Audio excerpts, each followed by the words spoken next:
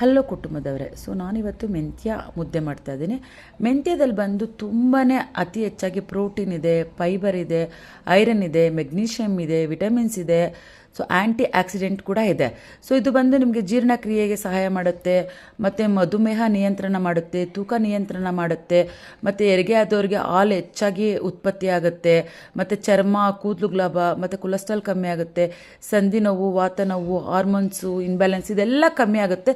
So ಮೆಂತ್ಯ ಮುದ್ದೆಲಿ ಇಷ್ಟೆಲ್ಲ ಒಂದು ಒಳ್ಳೆ ಪ್ರಯೋಜನ ಇರಬೇಕಾದ್ರೆ ಯಾಕೆ ಮಿಸ್ ಮಾಡ್ಕೋಬೇಕು? ನೋಡಿ, ಇಲ್ಲಿ 1 ಗ್ಲಾಸ್ ನೀರು ತೊಗೊಂಡಿದ್ದೀನಿ. ನೀರು ಹಾಕ್ಬಿಟ್ಟು ಆ ಕುದಿಯೋ ನೀರಿಗೆ ಬಂದು ನಾನು 2ರಿಂದ 3 ಸ್ಪೂನ್ ದೊಡ್ಡ ಸ್ಪೂನಲ್ಲೇ ಸೊ ಮೆಂತ್ಯ ಹಾಕ್ಕೊಂಡು ಚೆನ್ನಾಗಿ ಅದನ್ನು ಬೇಯಿಸ್ಕೊತಾ ಇದ್ದೀನಿ.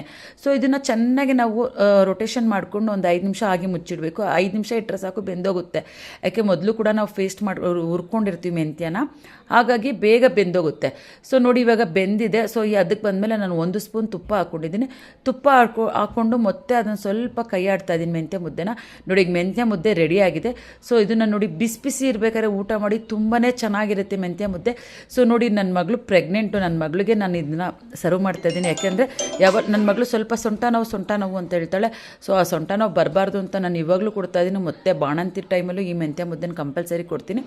ನಾನಿಲ್ಲಿ ಮೊಳಕೆ ಹುಳಿಕಾಳು ಸಾರು ಮಾಡಿದ್ದೀನಿ, ಹಾಗೆ ಬಂದು ಸೊಪ್ಪಿನ ಪಲ್ಯ. ಸೊ ಈಗ ಒಂದು ಮೆಂತ್ಯ ಮುದ್ದೆ ಕೊಡ್ತಾಯಿದ್ದೀನಿ.